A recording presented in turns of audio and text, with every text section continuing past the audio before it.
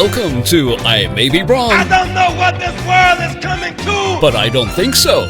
We're broadcasting from the greater Nashville area, the home of country music, beyond the borders of political correctness and identity politics. Facts and faith are our demarcations. Truth lights our path. Here's the Barry White of Podcast Radio, the Venerable Alfonso Ashworth. Well, welcome to another exciting episode of I May Be Wrong, but I Don't Think So. Of course, I am your humble host. We've got a great episode lined up for you today. I've got an amazing guest lined up in the queue, Mr. Karmel Melamed. Of course, he is an American Jewish descent. He's also Iranian. He's going to be talking about some things today that should be very concerning to all Christians, to all Americans, and we will be bringing him on in just a second. He's got a wonderful story to tell and share. But if you missed the State of the Union address last night, you missed one of the best speeches at the State of the Union that I have witnessed in my lifetime. And that includes Ronald Reagan, and I'm a huge fan of Reagan, but President Trump was just phenomenal. And then the fact that he tied it all together in making America all that she can be, and he celebrated so many people's lives. And for the Democrats, especially Nancy Pelosi, to sit there with the scowl on her face and then to rip the letter that was handed to her by the president. By the way, that letter is constitutionally required for the president to present that letter to the House, and for her to rip that, it's unbelievable how insane and how mad and angry the Democrats are, but they have made this bed for themselves. But before we get started, I want to welcome you to the show. Of course, you can join me every Wednesday live at I May Be Wrong, but I Don't Think So. Of course, you can also join me on Facebook Live. I see that Carl Edis Mitchell III has joined us there. And of course, he said the speech was awesome, and he is 100% on the money. Of course, you can also contribute to the show and be a contributor, a subscriber, by going to I May Be Wrong, but I Don't Think So.com. And you can join us there every Wednesday or on Facebook. And you can find us on the podcast. After we air the show, we do have a podcast that you can go and download and listen to later at your convenience. And also on YouTube, you can check us out there as well. Let me tell you something about my guest really quickly. He's an award-winning international publicist, published journalist, activist, speaker, an attorney based in Los Angeles. Born in Iran, Melamed fled that country at a young age after the Iranian Revolution with his family to escape persecution from Iran's newly established Islamic regime. As a journalist since 2000, he has given a new voice to the emerging and successful Iranian American community living in the United States, as well as having covered issues relating to Iran and the Middle East. His articles have appeared in Jerusalem Post, JTA, International Wire News Service, Times of Israel, and other news services in Orange County Register, as well as a whole host of other prominent online publications. Of course, I'm going to let him tell you more because it is so much more to be said. I want to welcome to the show, of course, my friend and fellow warrior in the good fight of faith, Karmel Melamed. Welcome to the show, Karmel. Thank you so much. I may be not pronouncing your name correctly, so for the audience, say your name the way it should be said. Karmel Melamed. Melamed. Okay, very good. Of course, I want to welcome you to the show today. And you got a lot, man. I've read your story, and it just touched me so much about your family story and what you have been through and what your family has been through, and to make it to America and be able to live and tell people about it. Let's get right into this. Tell my audience who you are, what you're about, and of course, and about your family. For the last 20 years, I've been a freelance reporter covering the Iranian American community, primarily in Southern California, but throughout the country, and likewise reporting on the activities of the Iranian regime, some of their human rights abuses against Jews, Christians, Muslims, Baha'is, a lot of their nefarious activities as far as terrorism and just their spread of evil through the whole world, in an attempt to educate Americans on this evil that this regime is all about in Iran. As far as my own family, about 40 years ago this year, my father's relative, the 30-year-old gentleman, the Jewish faith, as our family is from the Jewish faith, was arrested by the regime's thugs. And they wanted to confiscate his family's hotel, and as a result, they put him in front of a firing squad and they executed him. His crime was that he was a Jew. He was a wealthy Jew, and they wanted to get him out of the picture so they could get their hands on the hotel, a multi-million-dollar hotel in the heart of Tehran. And my father, wanting to give him a decent burial, he was going to be buried with the other gentleman that the regime had executed. He was going to be buried in a mass grave. My father wanted to give him a decent burial. He was a friend, he was a relative, and he went with another gentleman to the morgue in Iran after the execution. They asked for the body. Said, please give us the body of this gentleman. He's our friend, he's our relative. We'd like to give him a decent burial. And they said, no way, get out of here. This man is an infidel. He's spied for Israel, he's spied for America. We're not giving you the body, they were total lies. He was not politically connected. He was just an average guy, and they wrongfully executed him. And unfortunately, they did not give the body to my father, and they demanded money for the bullet that they used to execute him. They said, you better bring 50,000 Iranian currency at that time and give that money to us to pay for the bullet that we used to execute this infidel. Wow. Don't ask me how, but somehow my father and this other gentleman were able to raise that money, gather that money, cash, not check. They gave the money, they got the body, gave him a decent burial, and then within 2 weeks, my family fled Iran. We left behind everything. Our home, our property, our lives. Our family have been living in Iran for 2,500 years. Is that something? Is that something you regret, or that your family regretted after they escaped? Did they ever have misgivings about leaving Iran? Not at all. Not at all. They realized that after our relative was executed, that country was not a place of any kind of law and order. They would never be able to maintain their family, grow their family, live in peace and decency. This regime proved to be one that had no mercy on anyone, let alone our family who were non-Muslim.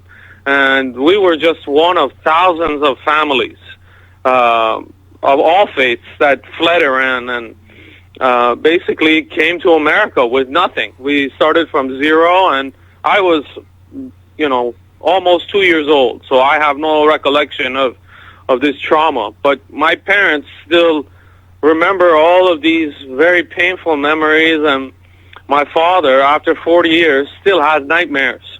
He still remembers this relative that was executed, and I've made it my duty to speak out against this regime, tell Americans what happened to my family and the families of thousands of other Iranians and those that have been affected by the pure, sheer evil of this regime. And how does this relate to what we're experiencing today in the Middle East and the peace talks that are currently going on between our country, Israel, and the Palestinians.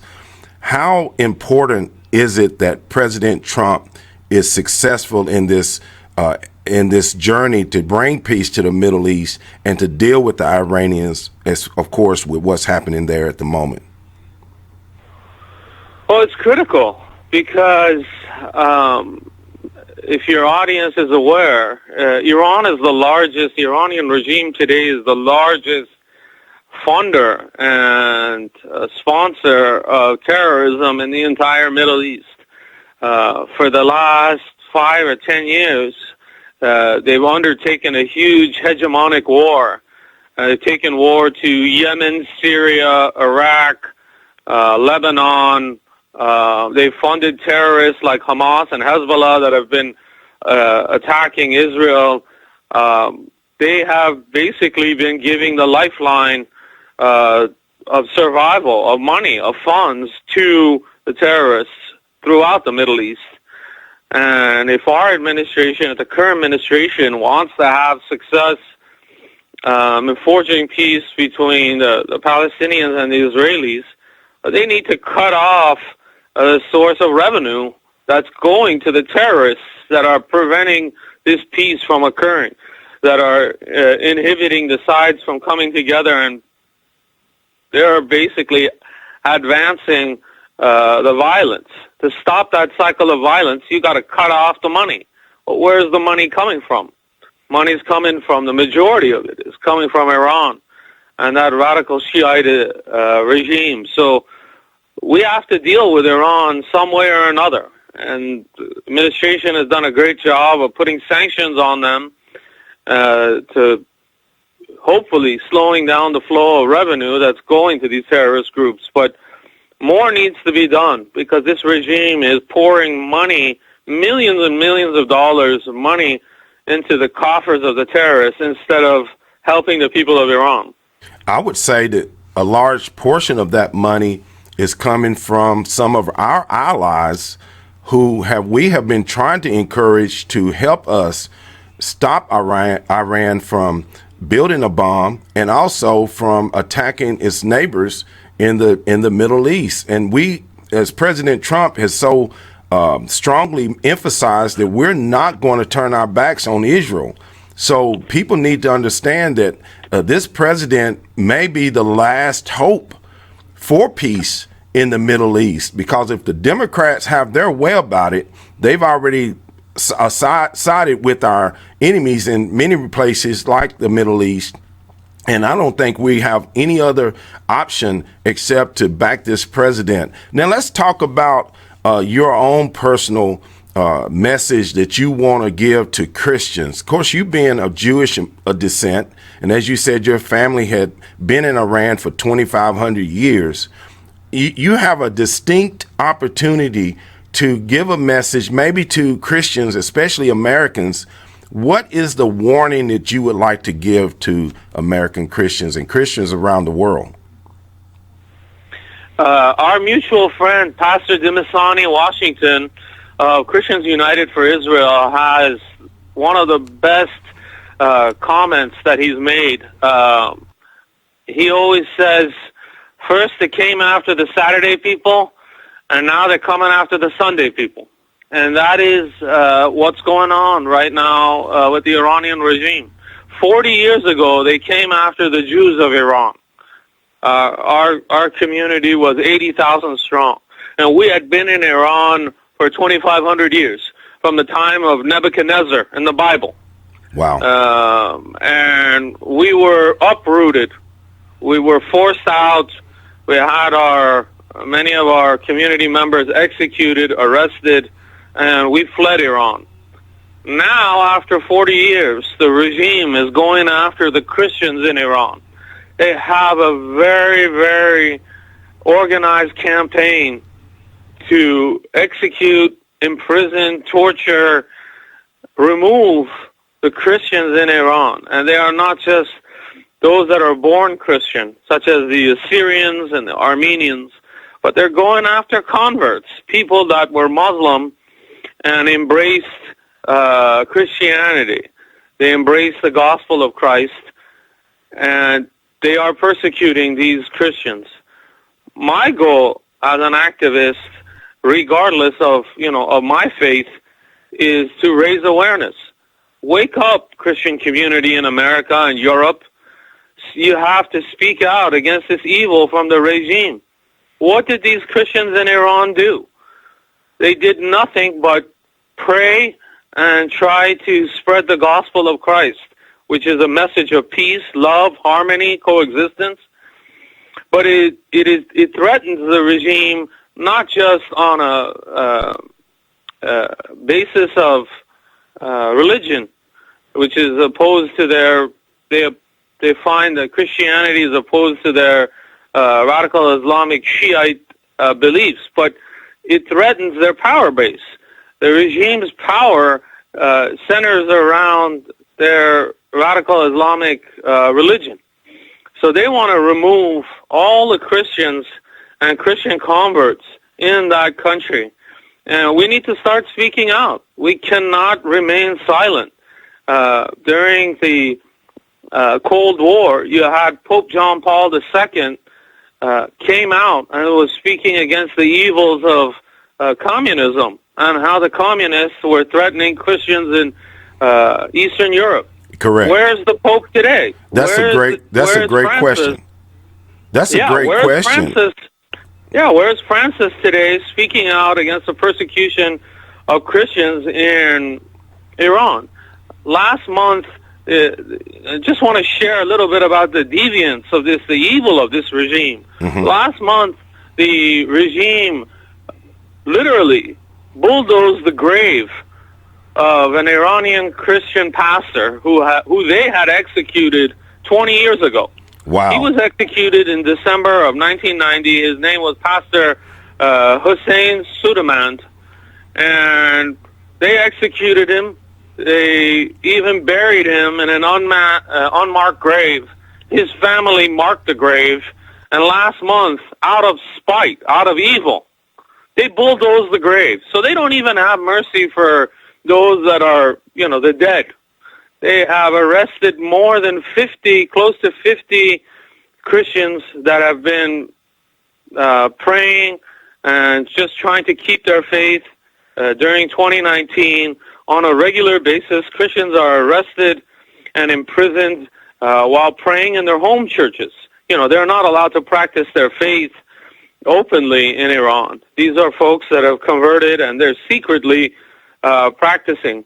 I'm in regular contact with many of these converts to Christianity in Iran, and one of them made a comment to me which resonated. They said, this Iranian regime does not fear an American weapon, an Israeli weapon.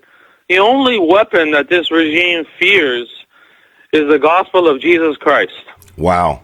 They know that if the message of Christ gets out to the masses in Iran, and Iran has a population of 80 million, if that message of peace, love, harmony, coexistence reaches the masses, thousands, hundreds of thousands may leave Islam, their form of Islam, and embrace Christ and embrace that message and overturn their regime. Well, and you've summed it up as to what the president is trying to do, and of course his State of the Union speech only emphasizes his desire to protect Christians around the world, not just Christians, but all people of any faith who are trying to practice peacefully. Now, the people that he's after are the ones who are trying to kill Americans and kill Jewish people, and he's determined to stop them. There's no doubt about it in my mind, but he's also trying to protect the right of the individual to practice their belief in peace, in harmony, and as you just said, be able to coexist with others. The Iranians and the radical Islamic factions have no such intentions. And if anyone can emphasize that, is someone like yourself whose family escaped Iran and came to America and built a new life and started over with nothing. And of course, I want you to go ahead and let others know, one, how can they get in contact with you so they can find out more about what you're doing? I don't have a website per se, but I'm available on social media, on Facebook, on Twitter. They can always go online. I have a blog on the Times of Israel website. My articles appear there. My commentary appears there. I would just urge folks to get involved, speak out against what the regime is doing on a human rights basis, and raise awareness in your community groups, in your churches, in your places of faith, in your families. We can't stay silent. We cannot remain silent in the face of evil. I just want to add a small note, Al. The people of Iran and most Iranians are great human beings. These are some of the most loving, kind people of all faiths. Unfortunately, it's the regime that's the problem. Right. And it's that government that's the source of this evil and pain and destruction in the world, not the population and not those Iranians that have left the country. Well, let me ask you this. What is it going to take for the Iranian people to rise and take back their nation, take back their liberty, take back their beliefs? What will it take?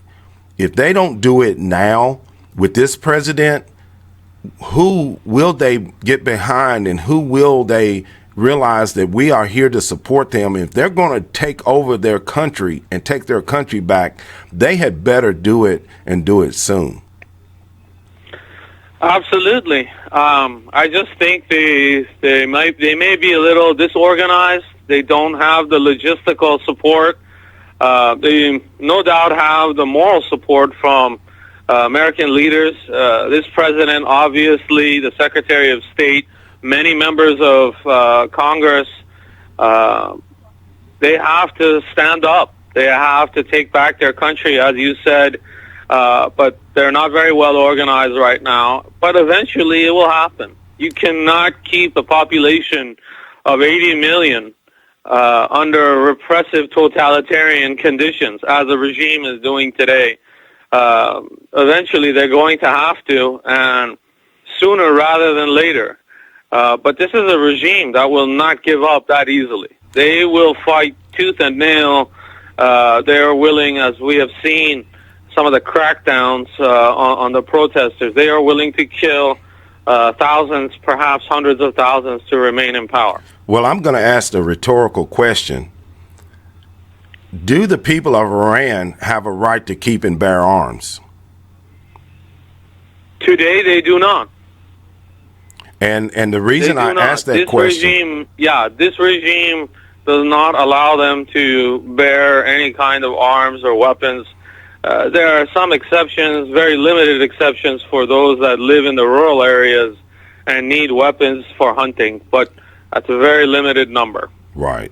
And the reason I asked that question is because I believe with all of my heart the reason that this country has maintained its freedom from tyranny is because the people have a right, a God-given right, to keep and bear arms. And I really appreciate you, of course, for your determination and your efforts to get this message out to the rest of the world that's willing to listen, and of course to my audience. And it will be no doubt that you and others are going to be someone that will be remembered for the change that's going to happen in Iran, because it's your generation that was willing to speak out against the tyranny there.